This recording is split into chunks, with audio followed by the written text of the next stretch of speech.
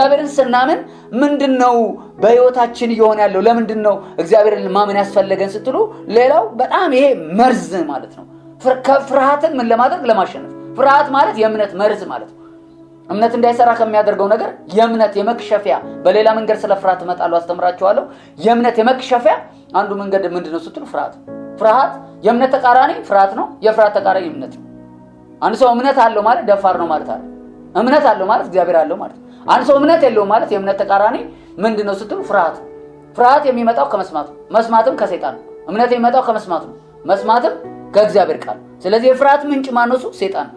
እምነት የሚባለው የህይወት አኗኗር እኛ ላይ በሚመጣበት ጊዜ የመጀመሪያ የሚሸነፈው ምንድነው ስትሉ ፍርሃት። ስለዚህ ሰዎች ይወቁትም አያወቁትም በዚህ ምድር ላይ ሲመላለሱ በጣም በህይወታቸው አታክ ከሚያደርጋቸው ነገሮች አንዱ ምንድነው ስትሉ ፍርሃት ነው። ፍርሃት ሰይጣን የሚሰራበት በር። ስለዚህ ሰዎች የሆነ ህመም እንኳን ሲሰማቸው ቶሎ መቃብር የሚታያቸው ህመሙ ላይ ሰይጣን ይደረብና ይመጣና ምን ይላቸዋል መሰላችሁ? ይሄ ህመም ወደ መቃብር ይወስዳል የሚል ድምጽ ይሰማሉ። በዚህ ፍርሃት ይከበባሉ። አይገርማችሁም? ወደ መቃብር ይሄዳሉ፣ መመለስ አይችሉም። the same thing ደግሞ የእግዚአብሔርን ቃል አምነን ደግሞ በመገረፉ ቁስል ይሄ ህመም ከኔ አካል ላይ ይሄዳል የሚል ደግሞ እምነት ሲይዙ ይሄ የፈውስ መንፈስ ደግሞ ያገኛቸውና ፍርሃት ከህይወታቸው ምን ያደርጋል? ይነቀላል ማለት ነው። ስለዚህ ፍርሃት እምነት እንዳይሰራ የሚያደርገው ነገር እንደሆነ ሁሉ እምነት ሲኖረን ፍርሃትን ማሸነፍ እንጀምራለን። ፍርሃት የሚሸነፈው በጌታ በኢየሱስም በህይወቴ ላይ ፍርሃት አይሰራም፣ አልወድቅም በኢየሱስም፣ ከስኬት አልጎልም በኢየሱስም፣ ይሄ በሽታ እንደዚህ ያደርግ በማለት አይደል። ፍርሃት የሚሸነፈው በአንድ መንገድ ብቻ፣ እሱም የእግዚአብሔርን ቃል በማመንና እምነት የሚባለው መንፈስ ሲይዝ። ፌዝ ኢዝ ስፒሪት፣ አንዱ የእምነት መንፈስ ስላለን ስለሚል ፍርሃት መንፈስ ነው፣ እምነት መንፈስ ነው። እምነት ከመንፈሳዊ ዓለም ጋር የምንገናኝበት ብዙ ጊዜ ብያችኋለሁ መስመር ስለሆነ መንፈስ ነው። ልክ እምነትን ስንይዝ ፍርሃት የሚባለው ነገር መመታት ይጀምራል። ፍርሃት ህይወታችን ውስጥ የለም ማለት አይገርማችሁም? እያንዳንዱ ነገር እግዚአብሔር አምላክ ለክንውን፣ ለስኬት፣ ለፍሬያማነት እየገጣጠመ እግዚአብሔር ነገሮችን ለበጎና ለመልካም ነገር መስራት ይጀምራል። የእምነት ህይወት የጀግንነት ህይወት ነው። ይሄን ማወቅ አለባችሁ።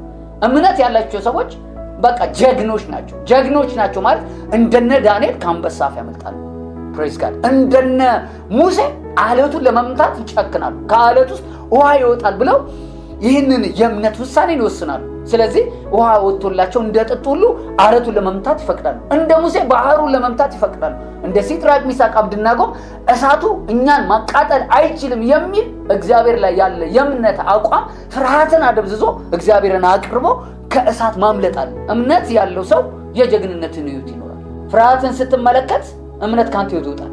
ሁሉ ጊዜ በፍርሃት የተጠመደ ሰው እምነት ከህይወት ይወጣል። እምነት ከህይወት ወጣ ማለት በቃ አለቀልህ፣ የፈራው ነገር ደረሰብህ ማለት ነው። ልክ እንደ ኢዮብ ማለት ኢቤቴ ላይ ኑሮዬ ላይ የመጣሁት ነገር ድሮም ፈርቼ ነበር ብሎ ስለነበረ ኢዮብ ምዕራፍ 3 መጨረሻው ክፍል ላይ ይናገራልና ያፈራው ነገር እንደመጣው ሁሉ የፈራናቸው ስጋቶች የፈራንባቸው የስጋት ህይወቶች እኛን አታክ ያርጉናል። ይሄን ስራ ሳላጠው አልቀርም፣ የእውነት ያጡታል። ከመስራ ቤት ሳልባረር አልቀርም፣ የእውነት ይባረራሉ።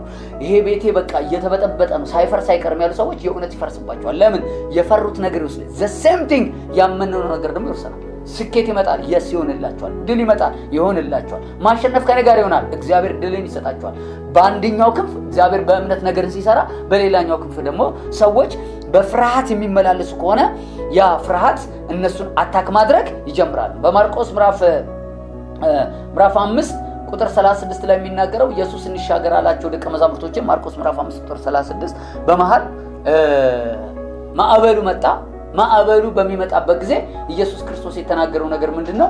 ልባቸው ኢየሱስ ላይ ስላልነበረ፣ ኢየሱስ እንሻገር ባለው ቃል ላይ ልባቸው ስላልተመሰረተ፣ እሱ ተኝቶ ስለነበረ በሚነሳበት ጊዜ ማዕበሉ ሊያጠፋቸው ሲል ኢየሱስን ቀስቅሰው ካስነሱት በኋላ ስለምን ፈራችሁ ነው ያላቸው። ስለዚህ ፍርሃት ምን ያደርጋል ማለት ያናውጣል። ኢየሱስም ማዕበሉን ጸጥ አደረገውና እናንተ እምነት የሌላችሁ አላቸው። ኬዙ ምንድነው? ፍርሃት ስለተቆጣጠራቸው እንሞታለን እንጠፋለን ብለው በዛ ማዕበል ላይ በዛ ዲፕሬሽን ላይ በዛ ጭንቀት ውስጥ ይመላለሱ ነበር። ኢየሱስ ክርስቶስ ግን መጥቶ የተናገረቸው ምንድነው? ስለምን ፈራችሁ? የፍርሃት ምንጩ አጋንንት ስለሆነ። ቀጥሎ ምን አለ? ስለምንስ አላመናችሁም አላቸው ማለት ነው። ስለዚህ ፍርሃት ሲያናውጥ እምነት ያረጋጋል።